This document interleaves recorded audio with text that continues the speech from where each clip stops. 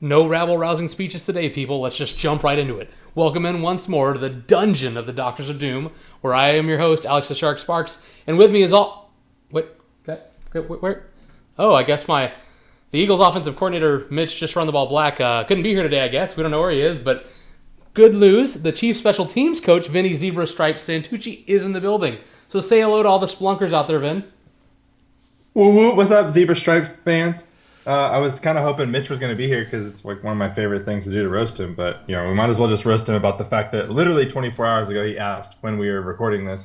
And 24 hours later, Mitch is a no-show. But then again, maybe this is like all his planes that he's been on. And 10 minutes late is on time. So who knows? Yeah, but here's the thing, though. For context, we normally record these on Tuesdays. We couldn't record it on Tuesday this week because Mitch had to work. So he's the one that wanted to do it Wednesday. Totally cool. We've done a couple Wednesdays before. So, it's not like he didn't know. But yeah, he's not here.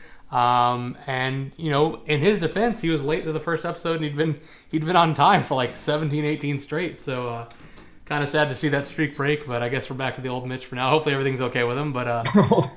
old Mitch for now. Yeah, I guess hey, that's a weird thought, right? Is Mitch okay? Mitch being 10 minutes late to this podcast is now, is Mitch okay and not is Mitch being Mitch? So props to Mitch for changing the landscape of public opinion. Well, he's changed the landscape with regards to the podcast. If this were meeting somewhere, hey, let's meet and go to a movie, I would expect him to be late. But being online, yeah. But yeah, still props to Mitch. Yeah. He's improving. Big ups to him. Big ups. Big ups. But So there's some football stuff to talk about. Obviously, less and less as things go on. We'll start by recapping the championship games. For those who watched them, there was one good game and one absolute blowout. So we'll start with the blowout. And that was, of course, the Washington Commanders taking on the Philadelphia Eagles. The Commanders learned that if you turn the ball over a million times, you will not win the game. And that if you don't tackle Saquon Barkley and he just keeps making house calls, that won't work either. Huge blowout here. The Eagles won pretty much every quarter, and the fourth is where it really ran away with 21-0. Any observations or thoughts on this game? I mean, there's always the low-hanging fruit, so I won't necessarily say that just right off the bat. But, I actually thought it was going to be a little closer. I feel like it kind of started off that way for a second, where it was this actually might be a good game. What was that? Somewhere through the second quarter, I think it was still one possession or so. And then it just got to the point where I was like, oh, this is now embarrassing for Washington. And leave it to good teams. Listen, Washington was great. I think this is the difference, in my opinion, between the Eagles and the Lions is, yes, the Eagles have talent and the Lions have talent, and apparently all the Lions coaching is going other places, right? But this is just good game planning. You game plan against Jalen Daniels. You know what the defense's weaknesses are, and you use that to your advantage. To me, this was just excellent game planning and coaching for a team. And good God, look at the Eagles' efficiency. Even Jalen Hurts was 20 for 28, 246, a touchdown, and then they run 36 times for 230 yards. That's just ridiculous. Yeah, Hurts even made comments in the press conference afterwards that they kind of took the what was it, training wheel? Not training wheel. He made some comment about they took the restrictions off of him and let him throw the ball or whatever. He was just joking, but kind of funny because he the previous game he had 110 passing yards. This game he had 246. I will say, you say they game plan for Jaden Daniels. In his defense, he had a pick and that sucks, but the real issue was they had 3 fumbles lost, none of which were him. They had 2 different running backs and a wide receiver lose a fumble, and you're not going to win football games when you're turning the ball over 4 times.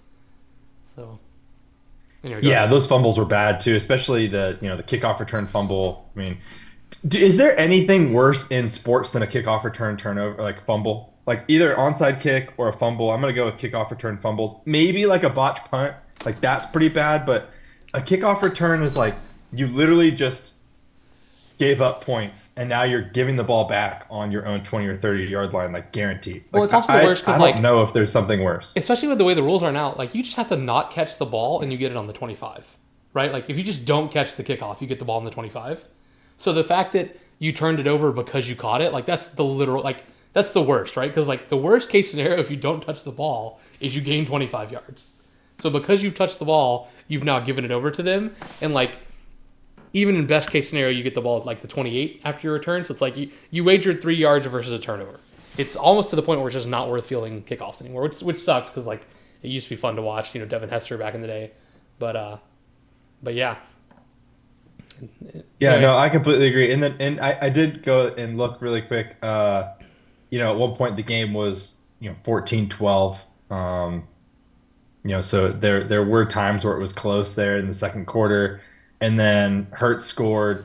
Yeah, I think that was it actually. So Hurts scored to go up 20-12, and then right before half, they fumbled the kickoff return, and next thing you know, it's 26-12 going into half. I mean, with 7 minutes left in the fourth quarter or second quarter, it was still 14-12, and I think that's when the wheels just fell off for the Commanders. And yeah, Jaden Daniels, like you said, had a great game.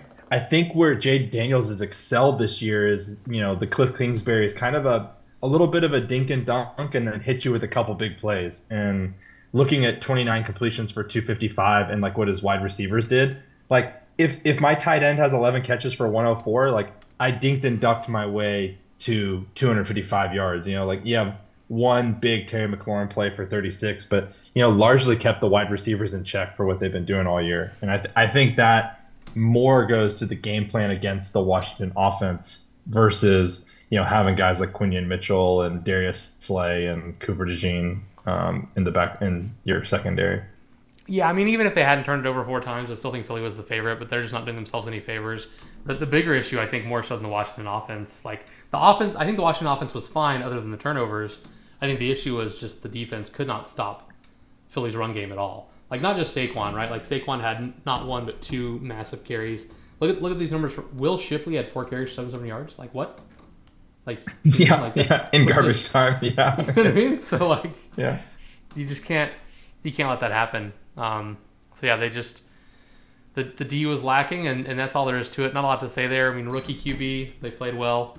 Got there. I mean, he had a good QPR. So like Washington, we'll see if the league catches up to Jaden Daniels next year. I am curious to see that because I know a lot of times once teams get more tape on you and what the offense is trying to do with you,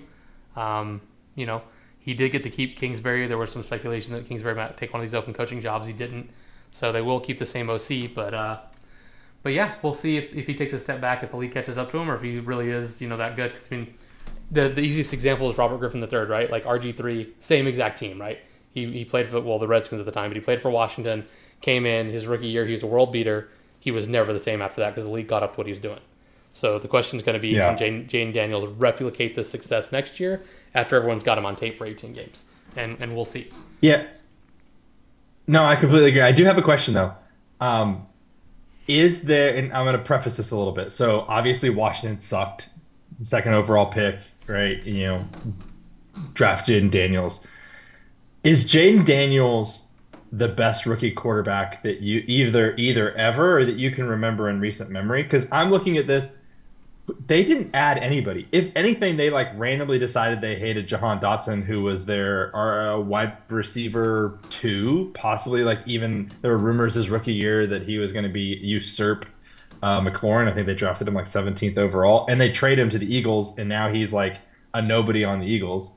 So they literally have no meaningful offensive signings unless you're going to sit here and say Austin Eckler is a meaningful signing, but we've all seen what he's done the last 2 years. Yeah, his stat line in this championship game was 8 carries for 15 yards, less than 2 yards a carry, and he had a fumble lost. So did not do them any favors. Now, obviously, this is one game, not the whole sample size, but yeah, to answer your question, I agree. I think the running game is pretty bad.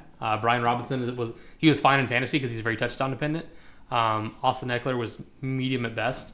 Obviously McLaurin stepped up. Yami Brown over the last few weeks has stepped up. And then Zach Ertz for the last few weeks has stepped up. But I think that's a lot more of Jaden Daniels just finding guys he connects with. I think he is the real deal. I don't think he's going to take a huge step back the way RG3 did.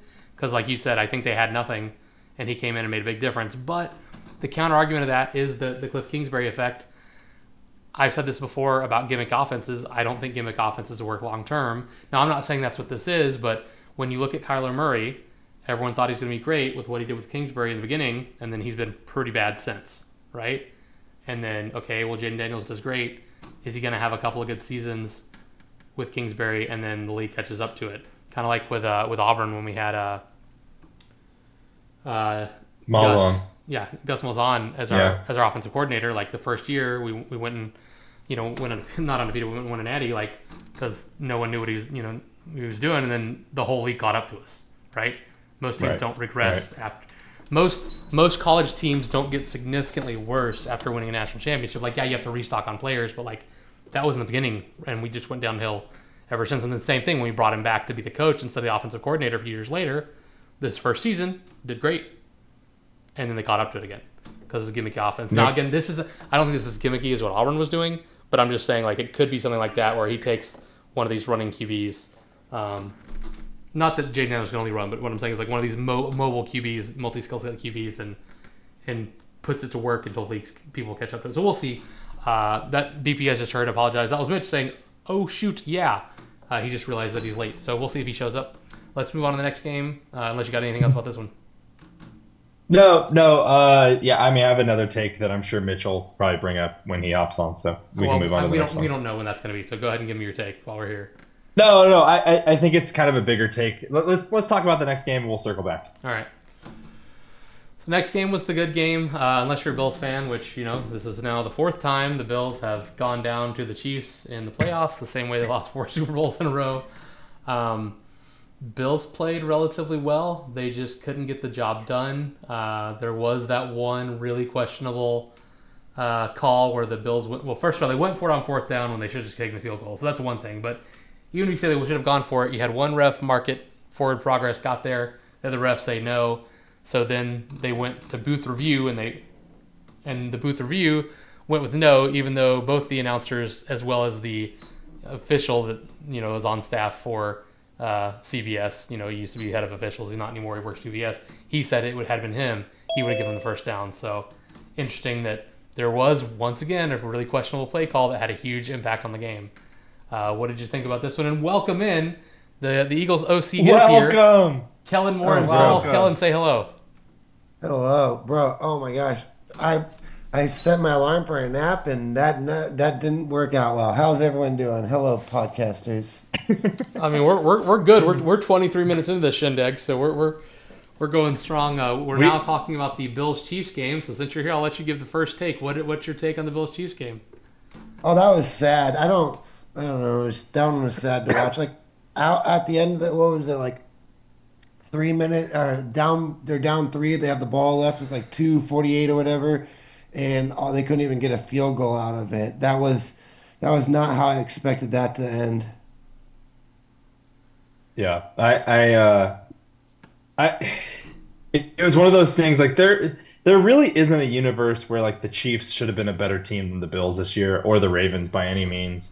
Goes back to kind of what we talked about last week's episode, where it's just like, hey, you can't root against the Chiefs until the Chiefs are dethroned. And the Chiefs defense is pretty good. I think we saw that in effect, especially in clutch situations.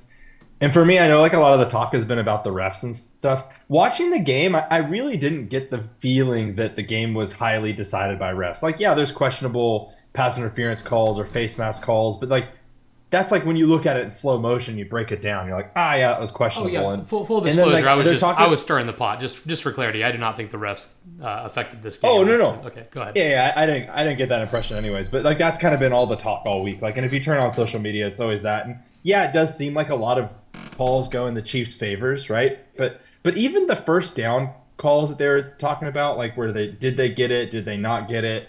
On like the quarterback sneak, and like there's the Dalton Kincaid, like, yeah, it kind of looks like they get it, right? But like in real time, are you really going to blame somebody like for calling it on the field the way they did? No. In neither of the plays was it clear and obvious, like in real time, that it was a first down. And it's kind of like the old sports adage, like don't give them a reason or an opportunity to go against you if they can. Like if you get another half yard, nobody is having this conversation. But I'm sorry that everybody's arguing over the fact that they think in the replays they saw the tip of the ball get to the line somehow. You know what I mean? So it's like, dude, just get half more yard and we're not even having this conversation. I don't really feel like it was as bad as I guess the media is making it out to be. as far as like the refs being on the side of the Chiefs, is that what we're talking about? Yeah, I was just saying like that's kind of like the main So critique. And I honestly, there isn't it. if anybody that watched this game, the Chiefs won the game. Like the Chiefs looked like they were winning There's an the whole interesting time. part. Was it somewhere in the second quarter where the referee goes to the sideline to talk to Mahomes? Oh wait, that was Josh Allen, and no one gave a crap. No one makes a deal out of that. The referee literally went to the sideline. I've never seen before in my life.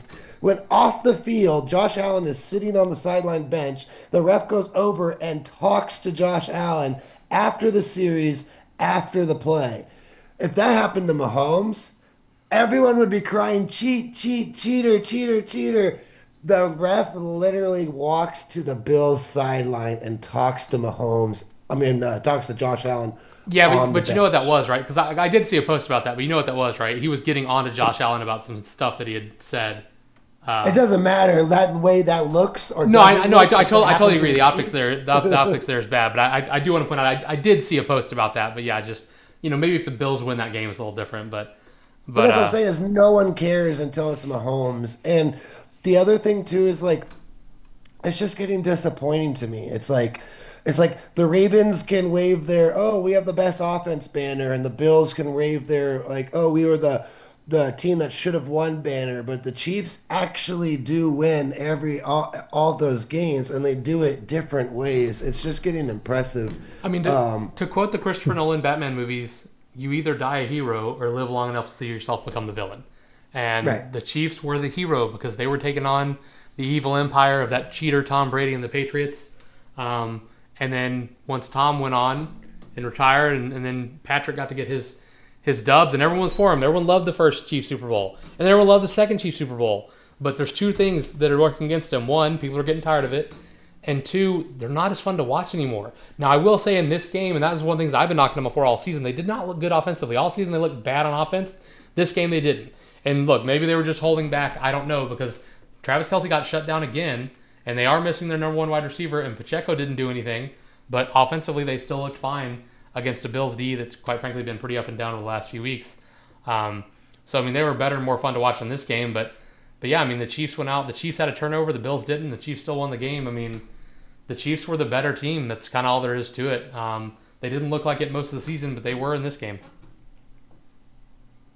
Yeah, The yeah. I will say, like, I thought it was a super exciting ending. I do think it's kind of funny that there was. I would never blame it on Dalton Kincaid. I jokingly called him a bum again in our group text, I was going to bring that up, yeah. but like, man, like that's a catchable ball in the NFL. So it's like 2 weeks in a row an AFC game is decided by arguably catchable balls, by tight ends. Supposedly good tight ends too, not just like Colby Parkinson. Sorry for the unexpected, just like absolute shade towards like a Colby Parkinson type guy, but the it's not like Is, some no-namer, or it's not like it's like whoever the Colts starting tight end is every year who's supposed to be fantasy relevant, and they haven't been since who what was number 44 back in the day? Dallas Clark. Dallas? Yeah. Dallas Clark. Dallas Clark. Yep. The one thing I will say though, the one thing from that game that is interesting that a lot of people are talking about is when you look at both sideline judges, look for the spot of the ball off Josh Allen's sneak or whatever. You see the far sideline judge line go on farther than the first down marker. This was covered before you got on, but go ahead, Mitch. Yeah. Yeah, the first guy was on the other side of the sideline marker, and then they kind of like match up. I'm sorry you guys went over this already, and I really truly didn't mean to fall asleep. I had a convention last night till 2 in the morning, and I just took a nap earlier. So, anyways, You went to an anime con? no, Nice. there was like some I know you banking like to convention cosplay downtown. as those girls, those little schoolgirls. There is a lot of cosplays downtown San Diego, but not. Just watch the Midnight Lake videos. Maybe a little So Black like, Knight. the one thing I will say is like a lot of people are saying, why don't they put a chip in the ball? But there is a chip in the ball already. That's what people don't understand. Is there is already a chip in the ball. They just don't have a way to like technology to go against the field and when his knee goes down. So it's like really hard. So what I think is going to happen, or I'm going to propose to you guys, is do you think there's a possibility that this is the last time we see the tush push in a game, this Super Bowl? I don't think so. No, I think if they were going to I ban the don't tush think they'll push, they ban would it have done yet. it already. They had No, I ample. think now with the controversy of the spotting and the public opinion of it, before it's all the NFL's a business and all public opinion. So if the public opinion is, wow, you guys can't spot this, even though it might have been a problem before, it's not a problem until it becomes a problem in the public eye, if that makes sense. So But it's like, yeah, go on. but I But think that's I think just it already just was. an Like, elevated QB sneak. this conversation happened the last time the Eagles were in the Super Bowl, which is what, 2 years ago. So like we had this conversation 2 years ago, and nothing changed. So like I find it hard to believe that 2 years ago we had this conversation and nothing changed, and now all of a sudden it's going to change. Maybe if the Eagles win, maybe that changes things. But I just think that the status quo is So the status then, quo. yeah, no, I think that's fine. I just think there's a different type of rhetoric being said. Maybe I didn't. Maybe I'm just not remembering a couple years ago, and you're right. But it seems like it's got more leverage or more, traction or legs or whatever this time around. I don't remember it being such a big deal. Maybe the people are just want a reason to blame the Chiefs or go against the Chiefs. Sure, but I'm just wondering if there is I think the competition committee, if they decide and tell the fans, hey, we can't put a chip in the ball, and hey, we have problems with the side, refs judging where the ball actually resides, they might just ban it in fairness of the competition. Yeah, but that's not going to solve the problem. Like, sure, like there's still going to be running plays where spotting is an issue, right? Look, that's part of the eyeballing is part of the game. Like it's one of those things where like there's some purists like my dad, he's a purist. He don't want replay used for anything, and there's other people who want replay used for everything.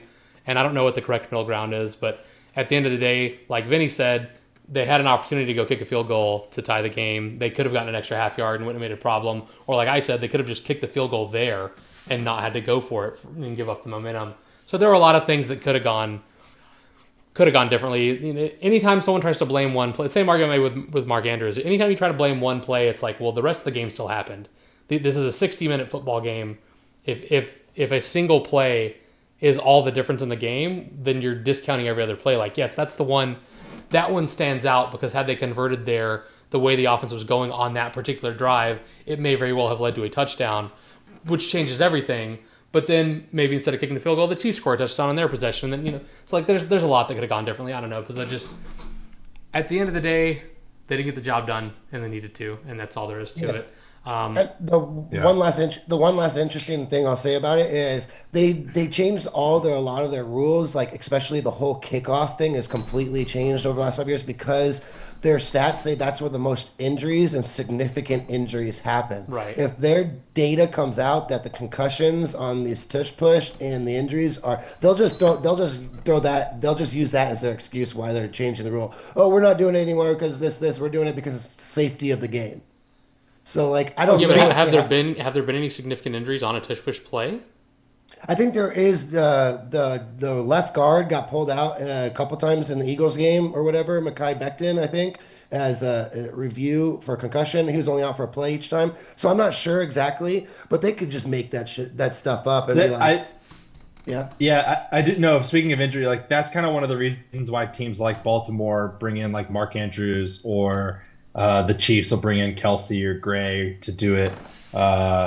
Because they don't want their superstar quarterback getting hurt, especially when they're not built like Josh Allen or Jalen Hurts, So I think like if a let's say Allen or Hurts or Mahomes or Burrow get hurt on a tush push, then we're talking a different story, right? That's what I'm saying. I think it's gonna take a QB injury on tush Yes. push. The Aaron Rodgers clavicle rules changed. The Tom Brady got hit in the knee rules changed. Yeah. So I'm saying is why doesn't all the QBs in the league do it if it's such a guaranteed yard or two? Because the risk of injury to your Justin Herbert or Tua Tagovailoa is I don't think it's so just that. significant. I think a lot of it's also the offensive line, right? Like I think the Eagles' offensive line has been one of the best in football for a few years now, right? Vinny laughing at the thought of Tua running the tush push. No, I'm laughing at the thought of like Tua's probably safer doing tush pushes than dropping back for a pass. Dropping back for passes. Tua just go down. All right, well, Vinny, you said you had another take, since we're talking about Philly anyway, you said you had another take about this game that you wanted to wait until Mitch was here. So what's the take you had for the Commanders-Eagles game? Kellen, the first play of the game, Kellen Moore versus... Go on. No, just the fact like, and this is, I heard it. I don't want to like say that I stole it because I feel like we've all been thinking it. It's fine. This might be the most dominant running back season I've ever seen in football. Period. Like, granted, like okay, I've ever seen. Like, I didn't get to watch Walter Payton or Bo Jackson or Marcus Allen or Eric Dickerson. We caught the tail end of Jamal Lewis. Was this the Eisen take? Was this Rich Eisen? Maybe I Yeah, don't I good. can't remember where I heard it, but just in general, like just from Yeah. watching it, like when he broke that long touchdown run on the first play of the game, I mean, it's a natural thought process. Like I know I was thinking it, like is this not like what Saquon has done this year, and then what he's done in the playoffs? Like this is unreal. Like the reason I wanted to wait is like I've been on the Josh Allen MVP bandwagon, even though his numbers aren't as good as Lamar Jackson. I think Josh Allen getting to the AFC Championship game, fully deserving to get to a Super Bowl, as good as that team was, and that's as close as they played KC on the road. Like, but Saquon is what he's doing is absolutely mind blowing. Like this is like Jordan-esque, Kobe-esque. Like I don't see a season being better than this. Like when's the gonna give last a- time that I'm gonna we've talked about give you a somebody hot take other than here. Mahomes for so long? Mitch, you can say whatever you're gonna say, but I got a hot take incoming.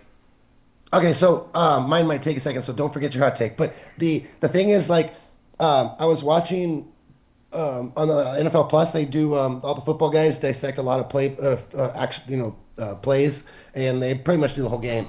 And there's a play that no one can get over, and that is just like everyone's like, "Can you see what's going on here?" There's a play, 4th and 5.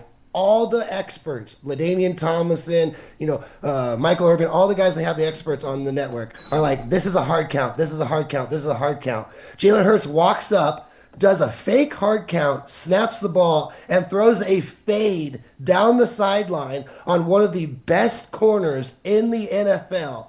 A fade on 4th and 5 to AJ Brown. Granted, he threw, this is somewhere in like the beginning of the second quarter, end of the first. And it was a perfect throw. Don't get me wrong. AJ Brown catches it. He gets tackled, and they convert on the 4th and 5. How many other teams are running are calling a play sideline fade against the top corner? Because if you dissect the rest of the play, there is legit 10 guys. Even the corner on the other side of the field is cheating in to the play. Now, the tush push might be part of that, but it's 5 yards. They weren't lining up for the tush push. So, like, no joke, the free safety or strong safety, I don't remember which one it was closer to the line of scrimmage than the linebackers were. So, why aren't all teams throwing 4th and 5 fades for first down? It's because there are legit 9.5 guys in that box for Saquon Barkley. And Ertz is like, whatever, I'll just throw a 1v1 ball up in the air. Oh, that was a good throw. Wow, he caught it. Like, Well, no other team does that. That's all Barkley. A couple of reasons. I mean, one is I don't think the Commanders thought they were going to snap that football. I think they were. I think the Commanders thought they were trying to draw them off sides. So I don't know if they were fully prepared for the play, which is why the corner got dusted by AJ Brown. Sure. And nothing against AJ Brown, he's a great wide receiver, but he's not known for his top end speed. He should not have blown past that corner like that. I think they just weren't ready for the play. Sure. And number two, yeah, I think Jalen Hurts isn't the guy who's been beating you all year. So, like, it's one of those, hey, make the quarterback beat us, right? Like, people stack the box against the Titans for years, make the quarterback beat us because we don't want to lose to Derrick Henry, right? So, I think that's why other teams don't do that because, like, I don't think Saquon's great, but it's also a thing about the quarterback, right? Like, you can't stack if a team has a good running back and a good quarterback, you can't just stack the box because the quarterback will beat you. I think in this case, they were betting on, well, we're going to make Hurts beat us. We're not going to let Saquon beat us because there's such a discrepancy in the talent, right? So I think that's where that came into play. I'm not saying that there wasn't some aspect of what you're saying they respected Saquon, but it's also, I think, disrespect to Jalen because Jalen has not done anything especially over if you look at the last like month and a half between not playing and then his first game back only throwing for 100 yards. That's not a guy I'm afraid of if I'm a defensive coordinator. Oh yeah, Alex, if you look at it, you're 100% right. I don't think they've won a game. The Eagles have not won a game this year where he's thrown over 165 yards. Yeah. Think about that. So exactly. So, like, of course they're playing the run. Like, that's because the Eagles don't pass the ball and they can't pass the ball, right? If it was the same situation with Saquon, but instead of it being, Jalen Hurts under center, it was, I don't know, some like Justin Herbert under center. They're not going to stack the box like that because, hey, Herbert might throw. You know what I mean? So. And this is the other, yeah, no, agreed. And then I don't want to, let me just say this real quick before your hot take, but like, if I look back at the losing Super Bowl QB, it's going to be, I don't know how to form this, but what do they all have in common? We can go to the, let's just go to the Falcons Patriots. Who lost that Super Bowl? Falcons, right? What QB lost that Super Bowl? Matt Ryan. Has Matt Ryan ever been to the Super Bowl again? Go back to the Rams Patriots. Who lost that Super Bowl in 2018? The Rams did. Who was their QB? Jared Goff. Never gotten back. Oh. Chiefs Niners the next year. Who was their QB? Purdy. No, it was Jimmy G. Sorry, Jimmy G. Oh, Jimmy G. Jimmy G never got back. Bucks Chiefs, who that's the one that Patrick doesn't Mahomes count. said he lost. Yeah. That's the one that doesn't count. There's also the issue of Brady losing 2 Super Bowls to the Giants, but I get what you're saying. Yeah, but Rams besides Brady and Mahomes, that's what I'm saying. Now we go to Rams, Burrow's never gotten back. Chiefs Eagles, who's the quarterback? Jalen Hurts, and he's back. Never, and he's back. Chiefs Niners. You're blowing out your own argument here, Mitch. No, there's only one. It's literally Jalen Hurts. He's saying it's like Hurt. Yeah. This is Hurts' first losing QB to come back not named Brady or Mahomes in the last 9 years. That's not a big sample size, man. QB's not named Brady and Mahomes in the Super Bowl in the last decade is not a lot of QBs. It's like 7, though. There's like 8 of them. You have to go all the way back to like the Panthers versus Broncos, and that's all right. Let me get my hot take before we move too far from it. Losing to Peyton Manning in 2006. Yeah. So Vinny, sorry, wait 1 second, Alex. I just want to say on Mitch's Jalen Hurts, it was at the end of the second quarter. The score was still 14-12, Eagles. Ball on Washington's 45, and Jalen Hurts drops a dime to AJ Brown. I remember when they snapped that, I was like, oh wow, they're really going for it. Yeah, it was that play. That's the play. Followed almost immediately by the muffed kickoff that led to, or not muffed, forward kickoff. Yeah. That changed the entire dynamic of that game. That was going to be a good dynamic. That's close crazy. Game. Because like if they don't convert that 4th and 5, Washington needs 15 yards for a field goal, right? And they take a 15-14 lead. So like that changed the entire complexity of the game. But anyway. Since we moved a million years away from what you said, Vinny, what you had said was, is this the best rushing season a team has ever had? I'm going to give a hot take. Saquon. I'm just saying it's Saquon. Have you seen anything like... But fine. Well, I'm going to give both arguments. I'm going to go on record. It's not even the best rushing season this season. Because as I've talked about previously, when you look at yards per carry... Saquon's not in the conversation. Well, this is going to have a bunch of guys that didn't do well. So let me just go back. Guys did a lot of yards. Saquon had less yards per carry than Derrick Henry. Derrick Henry had 20 less touches and only 84 less yards. If you do the math, 20 touches times 6 yards a carry, it's $120. Had Henry got as many carries as Saquon, he would have had more yards. He also had more rushing touchdowns than Saquon. He had the same number of receiving touchdowns. Derrick Henry had a better season than Saquon Barkley. Everyone just thinks about Saquon because he hit the 2K number, but overall in the season, regular season, I think Derrick Henry had a better regular season. Now, as far as your argument of who has the best postseason rushing, I mean, yeah, possibly because he's done something that no one else has done as far as like these long TDs in the postseason. That's a different argument. But as far as regular season, I don't even think he was the best running back in the regular season. And then when we talked about you mentioned the team. Well, when you talk about the team, yeah, Jalen likes to run the ball, but the guy on the same team as Derrick Henry, Lamar Jackson, had 915 yards to Jalen's 630. So I think the Ravens were a much better running team, and I think Derrick Henry had a better individual season than Saquon Barkley. Yeah, sorry. No, when I was referring to the team, like just like Saquon's impact on the team. I'm not trying to say that they were a better rushing team. So. But and I'll also go with this. Like, I think that I think it's a very valid point to make about like efficiency. I would say that Lamar Jackson being such a threat, throwing the ball for 4,200 yards with 41 touchdowns, and the fact that he ran the ball for 915 yards only opens things up for Henry even more. So Saquon is doing it with what we've kind of thought is a crutch in Jalen Hurts all year. And yeah, I'm not talking just regular season, because just regular season he didn't even break the record. Right, but the counterpoint for that is, well, maybe the reason Lamar had the ability to throw for 4,200 yards is because Derrick Henry was putting all those guys in the box the same way that Saquon was doing for the Eagles. You know, like maybe you're saying Lamar helped Henry, and I'm sure to some extent it did, but also I think Henry probably helped Lamar, right? So you're talking about the impact on the team. Well, you could argue that Saquon didn't have as big of an impact on the Eagles because the Eagles still couldn't pass the ball even with Saquon Barkley. Like, even with Saquon Barkley, they still only threw for less than 3,000 yards on their starter. Now, he missed a couple of games in there, but we'll call this, 3,300? Like, that's still 800 something less yards, 900 less yards than Lamar. So I would argue that Derrick Henry had a bigger impact because it opened up more passing lanes for Lamar Jackson by having a stud running back there instead of having a guy back there who tears his ACL week 1. You guys draft him every week anyway.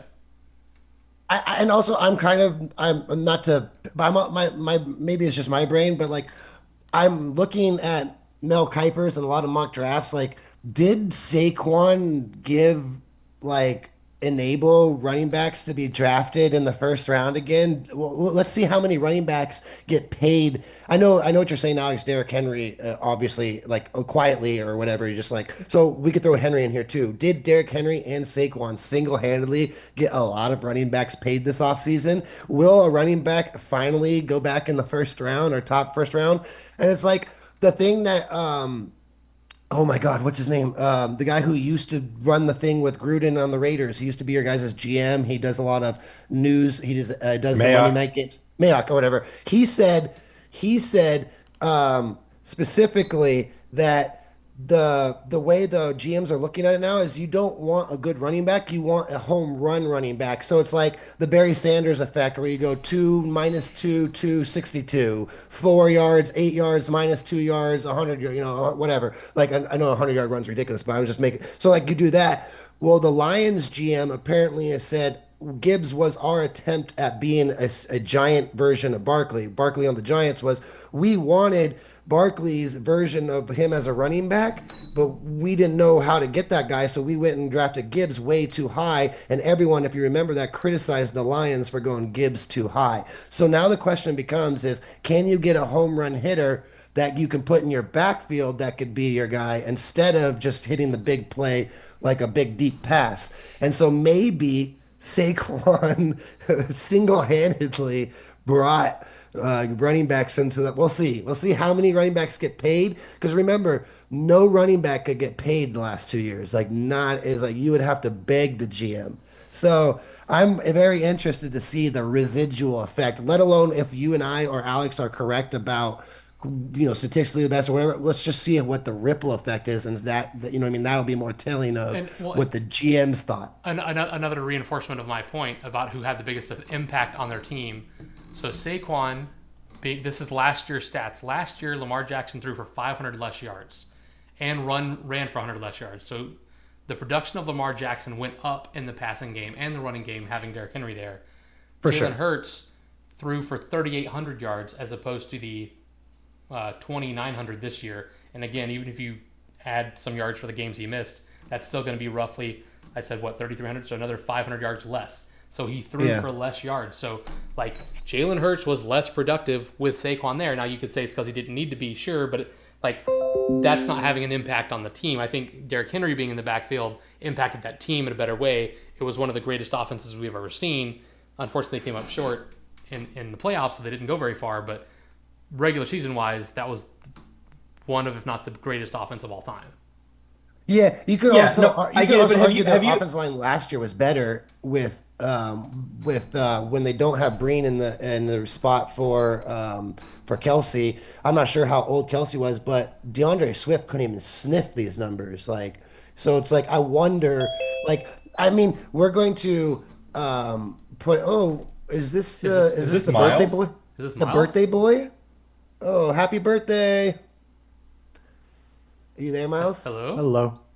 Hey, Miles, what's happening, Captain? Welcome to the pod. Miles, does the birthday boy have any thoughts on either the Eagles or the Bills game? Or the Chiefs game? Any thoughts on either one? Or kind of just going back and forth on both of them? What'd you think, Miles? I am here. Sorry, my speakers were Wrong set For of those who don't know, students. Hear me this now? is Miles Black, the coach of Team Dinosaurs in the Integrity Division. Miles, lay it on us. What do you think? Boo. I'll take it. Boo me all you want. Boo. Boo. Finally glad to join. Thank you for having me, guys. Appreciate it. I like how your name is the third child. Well, that's why I assumed it was him. I was like, I don't know who else that could be. Well, it threw me off because Chris is also the third child, but he would never put that as like his login, you know? So I was like, It's wait, an is this inside Chris? joke Is this with my Miles? family. Sorry, go Say ahead. what? No, go Oh yeah, Miles. it's an inside joke with my family. My parents would never get my name right. They'd always say Matthew, Mitchell, like third child, whatever your name is. And then when they would call Mitchell, it'd be like Matthew, Miles, Mitchell, whatever your name is, second child. And then when they Yeah, want a lot Matt, of- it'd be like Mitchell, Miles, Matthew. No name First confusion child. when you're called third child or middle child for sure. Yeah, You have so- any thoughts on any of the two games or the fantasy season of me winning the Super Bowl? So We don't congratulations talk about that first and anymore. foremost on the fantasy season. I would like to note that a lot of your wide receivers that you started this year were eventually on my team at one point. So you're welcome. They were on everybody's team. They were on everyone's teams, but that just goes to the point of like the valuation of wide receivers. My wide we only receiver have- was on your team and Vinny's team. The second wide receiver for Seattle, what's his name? Jackson. JSN. That was on Chris's team. They were all loner players. It was Thanks, like Miles. a dirty carousel of wide receivers split around. That's what happens when you draft DJ Moore in the fourth round. You get screwed on wide receiver. Everyone forgets I had Chris Godwin, by the way, but let's forget. It doesn't help with the joke. Go on. But yeah, the reason why that's happened is because our league, we only have 6 bench spots and we value handcuffs and running backs. So Interesting. these wide receivers that are like kept on every other roster in other leagues, our leagues, we have to really decide whose value that you need to keep on your bench. So there's certain decisions that I had to make where it's like, well, I'm obviously going to pick up Lad McConkey and start Terry and just do whatever third wide receiver was available for me, whether it be Devontae Smith or Jackson Smith and Jigma, whatever it is, that's the rotation. But to me, I valued Rico Dowell and Blake Corum just in case if Kyron Williams went down, just because of our situation in our league. So I was just making that up. So congrats on No, that. that's I agree with that.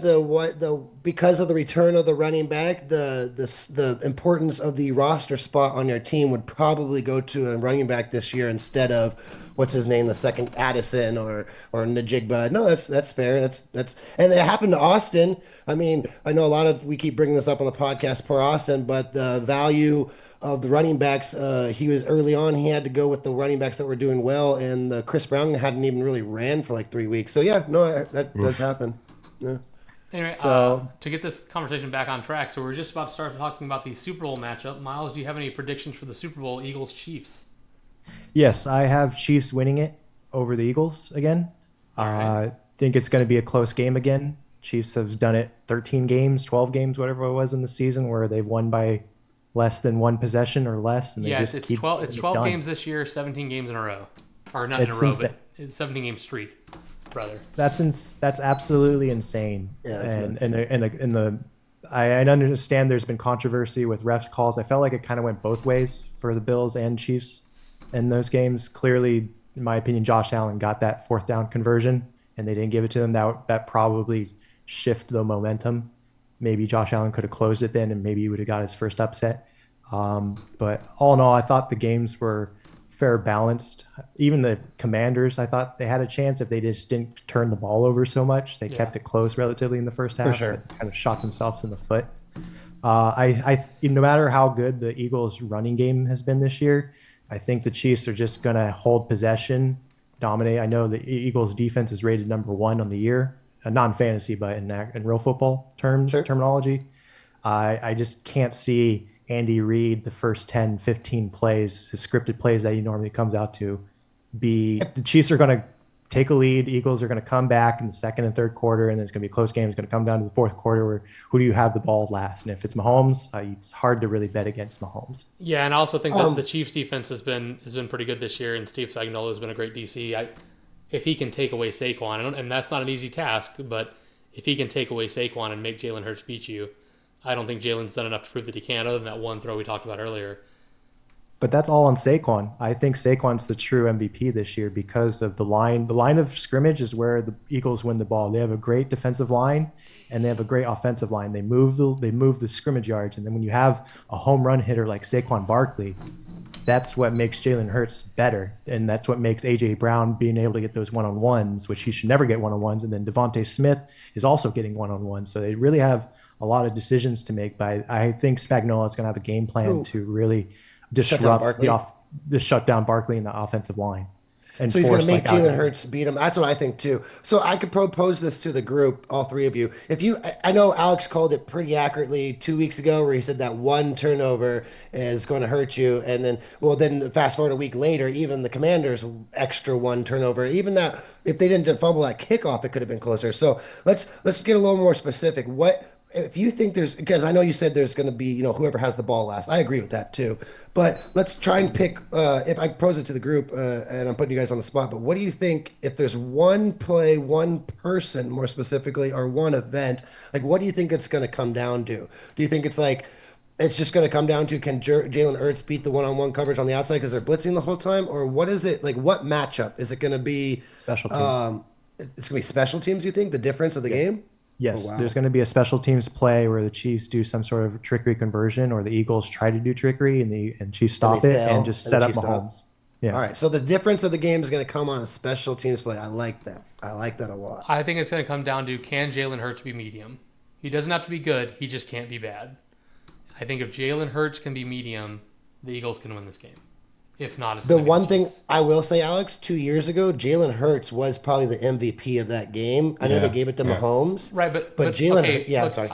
Even though I just argued that Derrick Henry had a better season than Saquon Barkley, I wasn't sitting here arguing that Miles Sanders is the better running back than Saquon Barkley. Okay, so Or Swift. obviously, Yeah, for sure. obviously, DeAndre there's Swift. a little bit of a difference. You sure? with the remaining You sure? offensive- Sure sounded like you're saying that in that argument, Alex. Sounded like Sanders- Alex said Barkley's you caught me. terrible. Miles Sanders for MVP was the hot take I was trying to give the whole time. Was it the hot take, Miles Sanders? Is he? Oh, he's a Panther though. That's unfortunate. He's the third stringer for the Panthers. I was just gonna say Barkley, weird world. Barkley gets hurt and Shipley's the MVP or something. That'd be Hey, funny. All Shipley. right. Hey, you remember my argument about yards per carry mattering? Shipley averaged 17 yards a carry in that game. So Yeah, to Alex's point about the running team, I think there was like 4 rushing TDs is the most in in the NFC Championship ever, and they had 7 or something like that. It's wild. But go on, yeah. Go ahead. No, I was just gonna say, I think to Mitch's point, the question, I think the matchup is gonna be, can the Chiefs secondary man up on AJ Brown, Dallas Goedert, and Devontae Smith all game long and win that matchup? Because there's no way they're gonna let Saquon beat them, right? It's like Alex said, like, can Hurts be medium? And on that, like, what does the passing game look like? If they hold them to like non-explosive plays on the outside, because they're going to be putting 8 in the box. Like, there's no way that they're not putting 8 in the box for most of the game. So can the Chiefs secondary go one-on-one, one over the top, maybe double safety help the whole game and contain A.J. Brown and Devontae Smith? That to me is going to be like what truly make or breaks the game. The last question is based off that, so McDuffie, does he just stay on AJ Brown or they rotate him? I think he has to stay on him all game. I think A.J. Brown's more dangerous than Devontae Smith, in my opinion. yeah, for sure. All right, let's get your pick. So we got Miles' pick. He's taking Chiefs in a close win. Vinny, who you taking in the Super Bowl? I think this is really tough because it's like the whole Bills matchup, right? It's like we've said it last year. There's no way that if you look talent for talent that you don't pick the Eagles here, but I refuse to pick the Eagles. I'm picking the Chiefs. I do think it's close. I don't think it's more than a touchdown game, but like I just can't pick against the Chiefs. At the end of the day, this is what actually makes the decision for me is I look at both teams being virtually equal, but you've got Kellen Moore calling the plays on one side, Andy Reid calling the plays on the other, and then your D coordinator is Steve Spagnuolo versus Vic Fangio. Like, I just give the edge. You have 2 weeks to prepare. I'm taking the Chiefs coaching over the Eagles coaching, and Chiefs by, I don't know, let's go 4. All right, Mitch. This is my telling part. It was on the network with Mayock. Thank you, Vinny, for the name, and all the other ex-pros. They did this thing on a segment where they said, who on the Commanders would start for the Eagles? And they went through every single position, and they figured out, you guys want to guess? It's a very low number. How many Commanders players would start on the Eagles? Well, Do you Jaden want to Daniels guess? would. So that's one. That was I'm gonna debated, say the most debated one, but they ended up going with Ertz. Well, That was a that's wrong, debated one, but- Alex. There is three other guys that would I was start gonna say on the like two or Eagles. three. Yeah. Three: Jonathan Allen, Terry McLaurin. Frankie Louvu, and Terry McLaurin. Those were the three answers for all across the board, offense and defense. I'd And they take even Zach debated Ertz too. I'd take Zach Ertz. They debated over Goddard. Yeah, for sure. Oh wow! At this point in their Okay, career, so yeah, absolutely. you got like four. I mean, they didn't. That wasn't even discussion. They discussed Lattimore over the one of the rookie That's Keon cool and all, Mitchell. but the or whatever. question was who's winning the Chiefs or the Eagles in the Super Bowl? So now my question becomes: how many Chiefs starters are better than can start on the Eagles team? They haven't done that segment yet. They're teasing it for I think Saturday or Sunday, so I don't have the answer yet. When I started thinking about it myself, it's like, oh man, it's probably close. I mean, it's not three guys like they did with the Commanders, but I think it's closer to five or six, including Mahomes. And Chris Jones is in there, and Thuney's in there, their right guard. So like Their beyond, center's up all pro too. yeah, what's his name? The center too. So like besides those 4, 5 guys, are the Eagles that much more stacked? So again, I won't pick against Mahomes until he loses, prefacing with all that. I'm such a flip-flopper. Everything about me says the Eagles are going to win this game. The only reason I won't pick the Eagles is because I can't. Mahomes has earned it. Just I'm not stupid enough to pick against Andy Reid and Mahomes right now. So even though my analysis, and I know I'm hedging my bet, and I'm being a massive flip flopper right now, but it's got to be the Chiefs, and it's going to be some play that they run that they've designed, or some stupid Kelsey lateral or pitch inside. It's going to be a decide. I don't know, but. Here's the thing. I have a question for you guys. Well, hold on. I Wait, got Oh, wait, Alex Alex has has to pick. Alex has to pick. You guys are all sorry. struggling with this. You're all like flipping back and forth. It's gonna be a close game. It's gonna be the Chiefs. It's real simple for me. The Chiefs are the Raiders' division rivals, right? So clearly I can't pick them. But fuck Bama. Chiefs are winning by multiple scores. I like that. No context. Yeah. Anyway, sorry, Miles. Go ahead and ask your question. I just had to get that out there. No, thank you for that. That was great. I wanted your guys' input. Which defense is more stacked? Last year's 49ers defense that was borderline Hall of Fame-ish, the crazy, This like, Eagles? or this year's Eagles defense? Last year's 49ers. I I'd take don't last think it's close. 49ers. Yeah. Okay, I don't so think it's every- close either. I agree. I don't think it's close either. So if we all agree that last year's 49ers defense was arguably one of the best defenses to ever, on paper, be playing in a Super Bowl, and they still lost to Mahomes, who was slightly injured, and a team that wasn't, supposed to get there, and the Chiefs, even though it's the Chiefs. They weren't the strongest roster suit, but they did it with their key players. What makes this year any different? They're going against one of the best defenses in the league, and they have, in my opinion, a better offense than they had last year, and a better defense than they had last year. I think sorry, go it's the old adage. Sometimes I'd rather be lucky than good. And while I'm not saying all of the Chiefs' success is luck, that'd be asinine. Obviously, the Chiefs are a very good football team. The fact that stat exists that they've won 17 straight one-score games, like that's just lucky. You're not always gonna win the one-score game. So like, I just think I think not that they're a team of destiny or anything, but just like sometimes the things are going your way. Sometimes you get hot. You never walk away when you're on a heater. And right now they're on a heater. And I've been picking against them all season because they didn't look that good on paper. Well, they looked a lot better last week. And it's all about, in baseball, it's about peak, getting hot at the right time. For whatever reason, the Chiefs look good right now. And even though Philly has played well, I just, like you said, the Chiefs look good now and they've been lucky. So I got to take them. I want to circle back to something that Miles said. So he said earlier he thinks whatever team has the ball at the end wins the game, right? And I think Mitch kind of agreed with that statement. And because I have no shame, I know we try not to steal content, but I have no shame in the fact that these multi-million, billion-dollar conglomerates have access to data that we can't pull. I saw something this morning that from ESPN and TreyWingo, since 2001, the league as a whole in the postseason, when it's do or die crunch time, fourth quarter overtime with less than 1 minute on the clock, and the team with the ball needs a field goal or touchdown to tie or win, which I think is still an impressive stat. The league as a whole is 40%. People like Tom Brady was 5 for 11 in these situations, 45%. Breeze was 3 for 6. Out of all these, only one quarterback is perfect, and that's Mahomes. He's 7 for 7 in do Yeah, or die I crunch time. I saw some And stat that I was like, that to yeah, like me that to me is just like you can't pick against the guy. How do you pick against the guy? Like whether or not you believe it's luck or the refs, like this dude is unreal, even when their team's not good. Like Alex said earlier, like Buffalo, Josh Allen still had the ball. They could have driven the field. There's plenty of time. They could have kicked the field goal, and they they should just have, yeah, didn't. You know, yeah. you know who would kick the field goal? Freaking Patrick Mahomes. Mahomes is getting that field goal. And until he proves that he's not getting it in any game, you can't pick against the guy on the biggest stages. It's just impossible.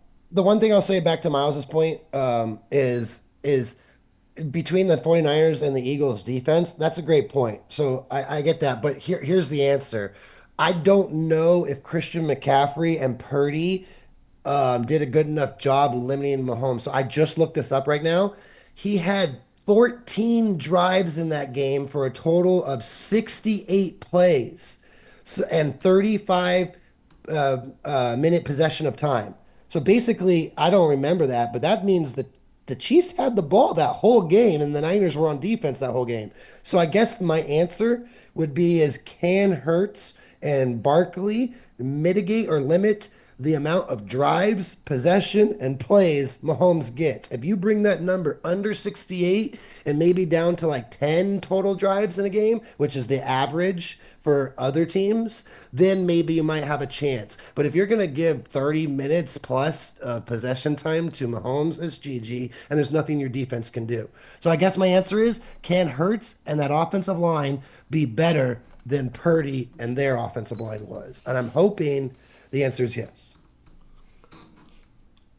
Yeah, I Mitch, mean, that's a great point. I just wanted to say something really quick on that, like keeping him off the field. I watched they interviewed some defensive player on the Eagles, and it was talking about Barkley's run. It was like, yeah, it was so awesome to watch. Like first play of the game, 12-second possession, he scores a touchdown. But people don't realize that the Commanders had just ran a 17-play, 7-minute drive, and the defense was immediately back on the I'm field, right? back on the So yeah, it's field. like that's what people That's gonna don't be understand. Like that's gonna be like start taking Barkley effect in the hitting a fourth home quarter. run, and it's like the defense is like, "Whoa, bro! Like we're beat, like we're tired." So that's a great point. It's a cool point to think about. Can you keep Mahomes off the field? Sorry, Alex. no, you're I good. mean, that fourth quarter defense, by the time, if you've been playing 35 minutes of a game, your 49ers defense is going to be like, I don't care who you have on that team. It's going to be really hard to stop Mahomes. I That's mean, true. They I do got think the 0 points in line the is much first better. quarter and the third quarter. The 49ers, they didn't allow the Chiefs to score in the first or the third quarter last Super Bowl. And the Until the 40, fourth, they got 14 Go or for it. 17. yeah, Yeah. until they couldn't stop them on the fourth. But in my opinion, I don't think Brock Purdy or CMC were the issues why the 49ers lost that Super Bowl. I No, but just you think need to hold Hold possession the more, is what I'm ball. saying. So, yeah, yeah. I agree. What were you saying, Alex? I think the Eagles O line is much better than what the Niners O line was last season. Sure.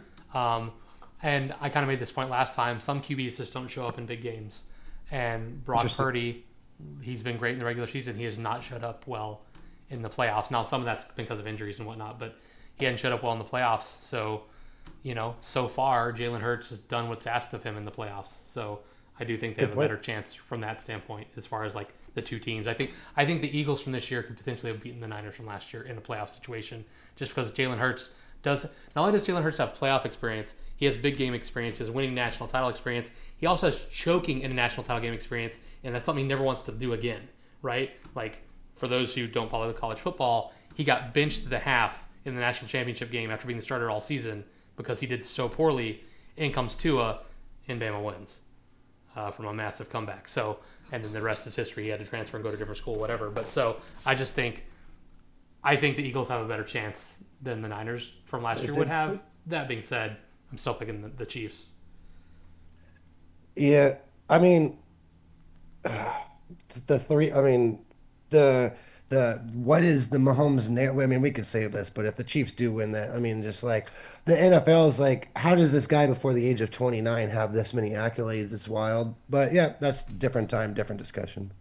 So, So question about the Super Bowl, really quick. And So I mean, we all know like the Ravens were great. The tremendous offense, like record-setting offense. The Bills are the Bills and Josh Allen. The Lions, right? Did the two best teams make it to the Super Bowl? This was my prediction, but I still didn't have much faith in the Chiefs. I don't know. Like in my opinion, like this is a year we're getting the two best teams in the NFL in the Super Bowl. Like my opinion is like there's nobody better in the NFC than the Eagles. There's nobody better in the AFC than the Chiefs. Like we actually got the two best teams regardless of like seeding going in. You think that the Eagles paper is better? Let's say the Lions defense was healthy. I know they've lost 9 players That's to what I was IR, gonna that's say. starters. Do you think the Eagles paper is better than the Lions? Because I would say the Lions were a better Uh, team this year.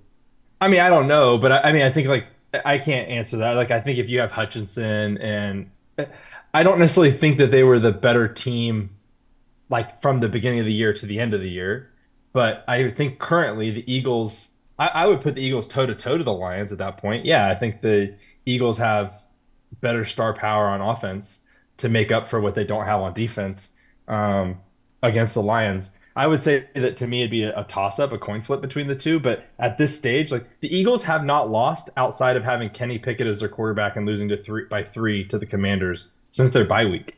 Um, like I think we have the two best teams in the NFL playing each other right now.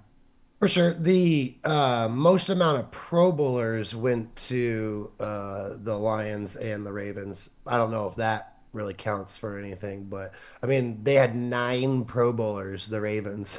That's insane. Also, from week 9, their defense completely turned around. They put Hamilton, their like superstar, in They the got safety Humphrey back, yeah. in the free safety spot. They used to be the strong safety, but once they put him on the free safety spot, their defense went from like 20th to like Sure. 5th.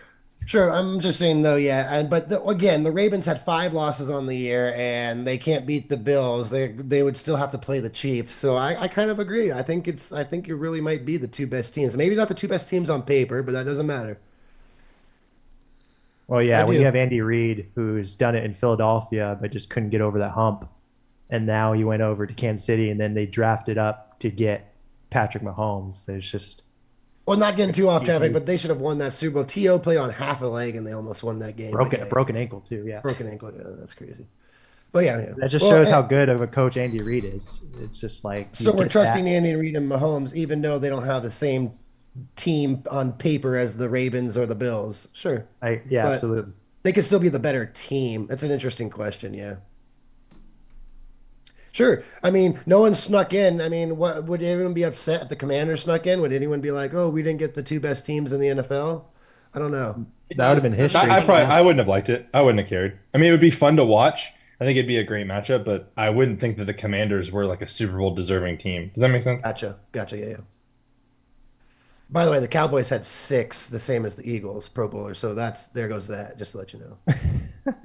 I look at all pro. All pro is a little bit more telling than Pro That's Bowl. true. It's probably because Jerry Jones was talking about those glory holes again. Oh, dude, did you see that interview? That was so like I know the kids say this, and I'm not trying to take the kids' slingo, but that was quote unquote cringe.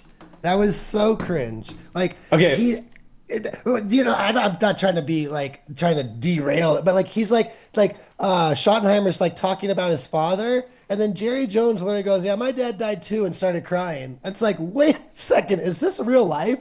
Like, am I really watching this? Like, yeah. Schottenheimer's having a great moment talking about his father and the NFL and the introduction and all that. And then Jerry Jones, like, doesn't even let him finish his set. My father died too. It's like, wait a second. Did Jerry just say that? There's no way Jerry Jones just said that. And, like, What?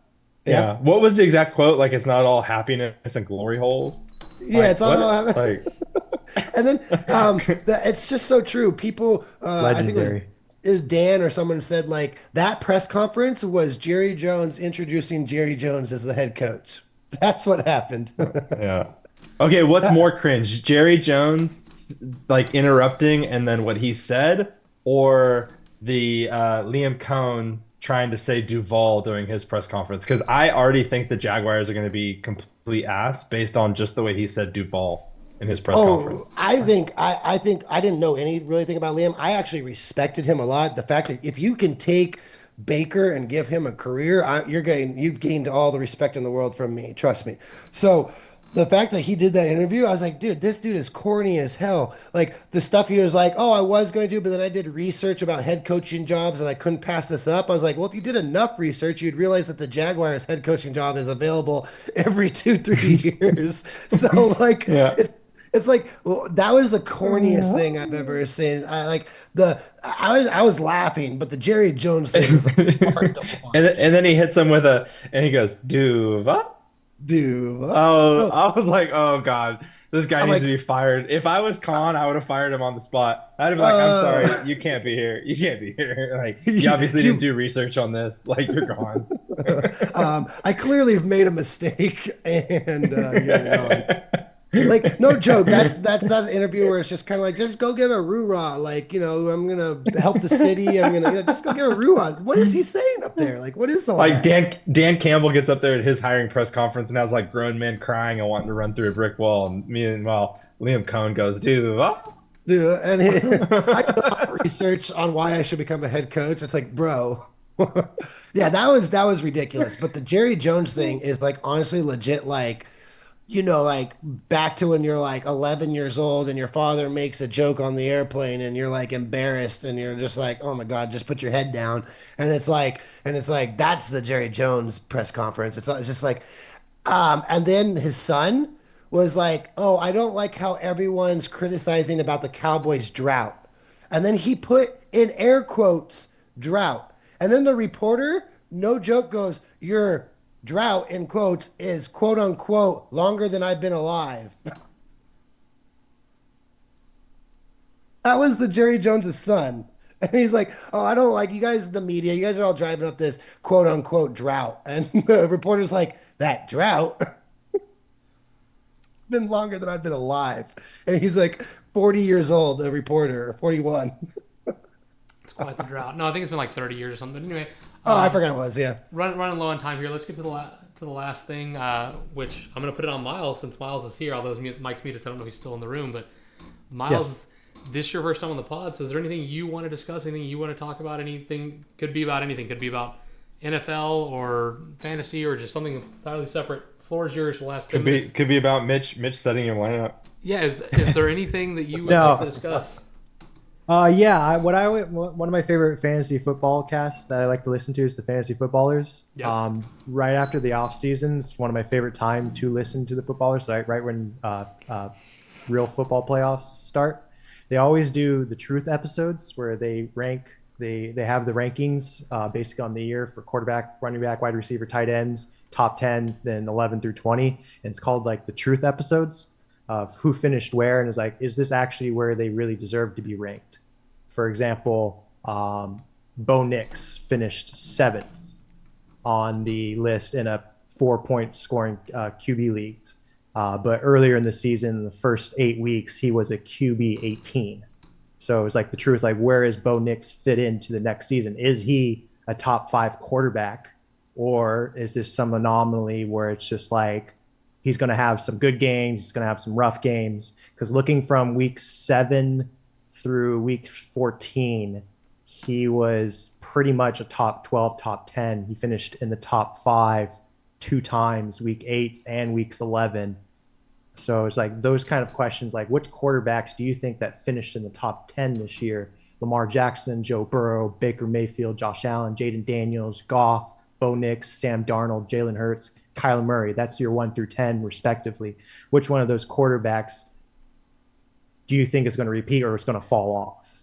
Because then you have Patrick Mahomes, Geno Smith, Herbert, Brock Purdy, Caleb Williams, Aaron Rodgers, Jordan Love. CJ Sprouts finished 18th when he was being drafted like the 5th, 6th quarterback in leagues. Matthew Stafford, Bryce Young finished 20th. Another one, Bryce Young, that had a really late resurgence from week 12s to like even fantasy leagues from weeks 14 to 17.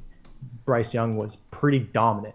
So out of those quarterbacks, it's interesting to see like which ones will excel, which ones are going to drop off. Yeah, the crazy part about Bryce Young too is he literally lost his job, and the only reason he got it back was because Andy Dalton got in a car wreck. I would actually argue that the Panthers' offense was very good fantasy number-wise after Andy Dalton took over. Like, he elevated Adam Thielen. He elevated Chuba Hubbard. or Chuba elevated himself, however you want to look at it. Like, and then Bryce came back, and Bryce kind of elevated himself, from week 12 onward. He had a couple of duds, but also a couple of monster games in there. So yeah, that's an interesting take for sure. So if you're going to put Bryce Young in there, which quarterbacks out of the top 10 are going to fall off? So that's the I think. trick. Oh no, I'm not putting him in the top 10. I was just commenting on that. That was interesting. I can let Vinny go, and I think it's going to be. I think it's going to be random. I mean, I think not random, but I think it's going to be a bigger turnover than we expect. I think it's going to come down to I think there's going to be even more guys. Like I'm not even willing to rule out like guys like Drake May for next year, and like Jordan Love. I know he's only good in Toyotathon, but if he ever has a good November, December, he will finish top 12. So like I think Jared Goff is one that could fall out because they had crazy offensive numbers, but his numbers didn't really match the team's numbers. It was really weird. I think Kyler Murray could actually go up higher if they let him throw the ball more. It's going to be random. It's going to come down to, I think, who do you think is going to have an offensive coordinator that's just going to let them throw the ball the whole time? So it's like, I think that's what it'll come down to. I honestly, I know Bo Nix finished 7th, but I don't want to out Alex's QB for next year, but because he could be this is a perfect Alex type QB, late round QB who does really well every time, like a Matt Ryan was for like 5 years. But Mitch, you already know it's Baker.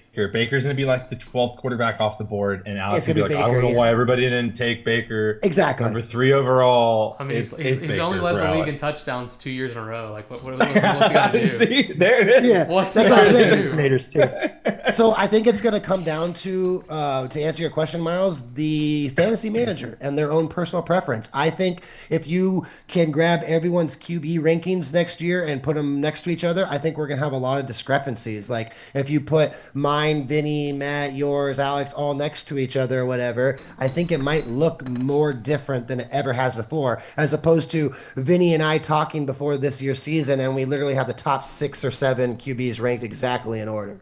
Well, Like, and so to answer Miles' actual question, his question was which QBs fall out of the top 10. I think it's Jared Goff and Sam Darnold.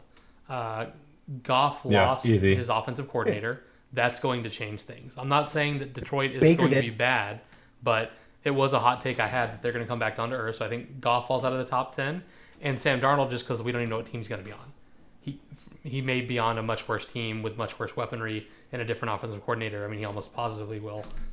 So like those two guys, I think for sure drop out of the top 10. The point I was making earlier, I don't remember if Miles was on the call yet or not. How real is Jaden Daniels? Now that teams have him on tape, what's that look like? You know what I mean? So I agree. Those would be I'd my be, I'd be pick. also curious to see, like, I know I'm not to bash Baker, but Baker has his own flags, losing his offensive coordinator again. Mike Evans has to fall off a cliff eventually. Godwin coming back from an ACL tear. Their offensive line still isn't that good. Like, does Baker fall off? Does Bo fall off? I think that, like, when you look at, like, the people that are just really close, like Patrick Mahomes, Herbert, Stroud, Love, Caleb Williams with Ben Johnson, plus the fact that Dak got hurt. Dak's not even in here. Like, Dak's at the bottom. Dude, there's for sure going to be a cycle Changeover. out of the top 10. And it's hard to predict who it is because I look at the top 5 and I'm like, yep, staples. Like, they're not going anywhere. But it's like, but wait, there's still a lot of really good quarterbacks in the league right now that could shoot up there. So a lot of people probably last year, let's just rewind it. We're going back. Purdy, Jordan Love, and Tua and Stroud. A lot of people thought those 4 guys, maybe not Tua. I get Alex was off of the Tua, but like definitely like Purdy, off about? Love, and Stroud, right? What? what was I off about? I was Tua- I was dead on Tua 2 years in a row. No, I mean you were off of the band. I'm sorry. I meant to Oh, say, okay, like, yeah. I was like, hold on. I called it 2 years in a row. What are you talking about? I was like, No, you I'm can trying to bash say me you for a lot called- of things, but my Tua take is not something I can be bashed for. That's what I was trying to say. Give an exception that you were right. Let me start over. Gotcha. Let's pretend we're a year ago doing the same thing. Like who in the top 10 quarterbacks is going to be out? Like last year. So Jordan Love was 4th overall. He's out. Dak was 2nd, but that's not his fault. He was injured. Brock Purdy was 6th. So like he's out. Tua was 10th. Like, and then I said, well, Alex actually called Tua being out, so maybe not Tua. So I apologize if I said that wrong. So I'm saying is like That's 40% out of the top 10, 4 out of 10. So like I think it's going to be again, it's going to come down to each individual fantasy owner where they're going to rank. Yeah. Also, another interesting stat last year was not this fantasy season, but the last fantasy season for quarterbacks and just quarterbacks in general was an anomaly. We had over 26 different starter, or no, there's 32 starters, but there's so many different quarterback starters because of injuries last year. This year wasn't as many injuries. Like, yeah, Dak was a big one. Purdy was out for a couple weeks. So was Jordan Love earlier on. But in terms of quarterback health, most quarterbacks played almost a full season this year. The starters. This is why I've preached for 5 years. And it also helped this year, to Miles's point, another reason there were so many good quarterbacks this year was because we had a bunch of rookie quarterbacks come in and then they'll all be viable. So when you're looking at top 10, 1, 2, 3, 4, 5, 6, 7, 8, 9, 10, there are 2 rookie QBs in this top 10. Jaden Daniels and Bo Nix are both there. Yeah. Like that's huge. And I mean, look, Caleb Williams is a trash can fire, as you guys know, but like we still had someone start. Now. We had someone start him all season too. So No, for sure. This is why I know Vinny is probably tired of me saying this, but this is why I've said for 3-4 years, and this is why I was so dead wrong about the Russell Wilson and Sean Payton year. But I just think it's got a lot more to do with the OC than we realize, and that's why I've always told Vinny, like, I'm just an OC guy. Find me the OCs I like, and I don't really care about the quarterback. Case in point. Found me an OC and Kevin McConnell that I've liked for the last couple of years. He got Sam Darnold, and I was willing to say some wild stuff on the podcast about Darnold that kind of almost came true. Speaking of being an OC guy, I have a question for you, Mitch. Yeah. So for those who don't know, the only head coach job left that's open is the New Orleans Saints job, and reports are that Kellen Moore is the current favorite to get that job. He actually just had a second interview. Yeah. We've talked about Kellen Moore a little bit on the pod. What are your thoughts on that? Do you think he deserves that job, or are you anti-Kellen Moore? Oh no, Kellen Moore becomes the offensive coordinator, play caller for the Saints, or head coach or whatever. That quarterback immediately becomes on my radar. Some of the draft. You got to look at his quarterbacks the last 3 years. Just so we're clear, that quarterback would be Derek Carr.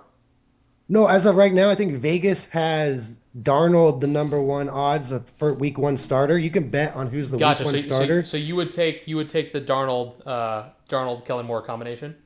Yeah, because I don't know how much of Darnold Kellen Moore falls off from Darnold McConnell. I know that might be blasphemy to say in the future, but Kellen Moore has a track record that is, you got to give credit when credit's due. Herbert's only good year, like Dak Prescott set the league on fire that year with Kellen. So I'm just saying, I'm just going based off the track record. McConnell's done it with every single one, and he got a new one. So why wouldn't people be like Darnold, but then all of a sudden people are like, oh, Darnold's bad. But if you just keep to the coordinator and not the QB, because in reality, a lot of these QBs are good enough to play in the NFL. They just don't have the right situation, right play caller, right time to be drafted. They're drafted to bad teams. So it's like, I don't know. I don't know this answer. That's why I brought it up many times to Vinny and Matt and Miles and you. It's just like, how much does the coordinator weigh? Or how much is it Rodgers just getting 4 play calls, walks up to the line and makes it, and Hackett's just terrible riding the coats of Rodgers for 4 MVP or 2 back-to-back MVPs in 4 years. So it's like, I don't know how much is, and this is why Vinny and I love to debate with Vinny about Ertz versus Kalen Moore. Like, look at the first play of the Commanders game. Like, that was audible. So wait, why is Ertz having to audible the very first play of the game? That was definitely, unless it was a fake kill, which what's his name said, it could have been a fake kill just to keep the Commanders on their toes, and that was always a run. But that was clearly a changed play at the line with 7 seconds to go. You lose contact with your offensive coordinator, the green helmet tag or whatever, with like 12, 11 seconds to go in the play clock. So that's all Jalen Hurts changed. Yeah, 15 seconds. Thank you, Miles. So again, I don't know because I'm not there. How much is the coordinator? How much is the QB? And why the hell are we changing the first play? The first play of the game better be a run for Saquon. I don't care how obvious it is. You just make it the run. And they had to audible to that, and it was a 60-yard touchdown. So it's like, is that Kellen Moore? If that's Kellen Moore, I don't have faith in whatever QB is going to be with Kellen Moore in New Orleans. So I don't know, Alex. A long-winded way of saying I debate this every offseason. You're now getting into like the part that I don't really like to reveal to other people because I like winning in fantasy leagues. But this comes down to like the roots of my fantasy strategy. I've been open about it if people ask. But the coordinator matters so much for me. And that's why I was such a bad year when Russell Wilson went to Sean Payton and I had a bad fantasy year because I was so wrong, so wrong. And that's why it's like, I'm willing to admit I'm wrong, and that doesn't make any sense. How Sean Payton can 1 year later take Bo Nix with a $40 million of their contract tied up into Russell Wilson, paying him to play in Pittsburgh, and they still have the season they did.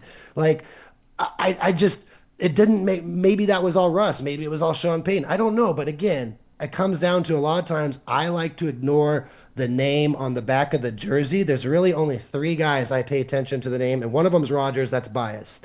So. And the other one's Josh Allen. So I really care about the coordinator more. I would love to see a parallel universe where Mahomes does not have Andy Reid. I would just love to see that. What is Mahomes' value? How good is Mahomes truly? How much of it is truly Mahomes? Don't get me wrong. Mahomes is great. I've argued he's the most valuable player in any sport, hands down, not even close. Yes, we remember your terrible take. We don't have to rehash that conversation for Miles. We are super close to out of time. That's what that alarm was. So sorry to cut you off there, Mitch. But if anyone has any final points, now would be the time to make them. Any last statements from anybody? And Miles, thanks so much. I do apologize if I ramble. Sorry. No, well, look, when one guy gets here 30 minutes late, and then we have a special guest show up 45 minutes into the episode, it extends things, which wouldn't be a problem. But normally, Vinny and I have a hard out of about 7:45 Central, and we're at 7:30. No, that's my bad. That's my bad. It's also my bad. I was getting off work early. I mean, we didn't even know you were coming, so it's not your bad. It's mainly Mitchell's bad. You weren't expected to be on time. You were a pleasant surprise. The last thing I remember is like I got like an hour and a half, 2 hours to close my eyes real quick, and then just boom. Alex is like, "You coming?" I'm like, "Oh no, that didn't just happen. I'm sorry. That's no excuse." All right, what was your question, Alex? Just did anyone have any final points they wanted to make or anything? No final points. I just hope we have a good Super Bowl. I'm gonna miss you guys. I might Venmo somebody to get me some squares though, because I'm pretty sure last year the only people that won weren't present. So new rule: you have to be present to have squares. Oh my God! Well, okay. If there's money that needs to be thrown out, we'll do one more last thing. Well, two. Oh my God! I was trying to wrap up the pod. I was gonna save it for next week, but I got to get it out here now. Miles, first of all, are you coming to the Super Bowl party? Yes, I am coming. So the question is, Mitch, do we get pied in the face if Vinny no-shows? Because the bet was that Vinny would pie us both in the face. And Vinny's I'm not a pie dodger, up. Alex. I'm not a pie dodger, but I'm willing to make well, any I'm not a pie dodger. necessary. I mean, you know me. I'm not a pie dodger at all. There's but the bet as it stands is right now. Vinny is supposed to pie us in the face twice, and he's not going to be there. You know, I feel can I have a I don't get to pie you pie because proxy? I didn't win my half of the bet. You don't get to pie me because you didn't win your half of the bet. But since pie Vinny won RS, the bet, a pie RVP, RSVP. I would like to make a rule. I'll propose it. It could go to the committee, or what was the council that you and Taylor had that we weren't allowed on? The high council. Well, and here's I would like to the other alleged council. member of the committee would be, for those who don't know, like our group chat, like the other alleged member of the group chat committee that had to do with the whole hashing this out is Chris. Chris is also no showing. So we're really at a loss here I'm not about to pie myself in the face, I'll tell you that. Maybe Mitch and I have to pie each other. This is going to be weird. I'm just saying. I'm willing to throw it to the high council that you have to be there to collect your pie. I know, right? Or This to is the collect high your council pie throw. speaking. Can we I have wasn't like on an the high ambassador council. fill in, like Nolan, like the official ambassador, just fill in as Vinny? You for, like, know Miles- Nolan would like nothing more than to pie Mitchell. That's why we're not proposing actual real solutions here, Miles. Thanks for coming on the podcast. Sorry, just delete that last one. Yeah, Miles, you listen to this enough. You know we don't talk about anything real. Wait. The whole point of this was to make Vinny feel bad. What's going on here? No, don't worry. I actually saw like pictures from last year of the pie, like on the Super Bowl invite. Your mom just sent them out, and that reminded me. I was like, dang, I'm supposed to pie them, and I can't pie them. Dude, speaking of Super Bowl Those pictures on there?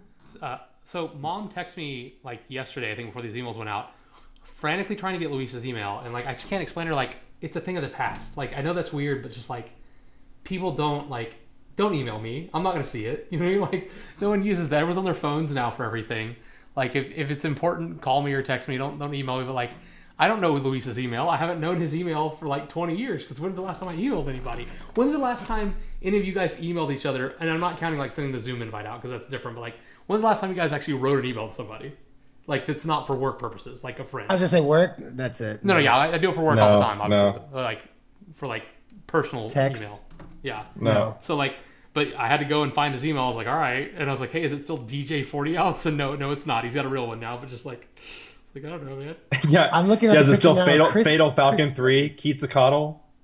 Like, what is it? Yeah. I'm looking at the picture now, and Dinah got like the perfect picture of Chris Pie and me in the face. So there's got to be like a montage, like you know what I mean, like what those that where you do like the thing in the book where you flip the pages and it does like the look makes the stick figure look like he's moving or whatever. Like we need one of those of me being pied. So it's got to continue.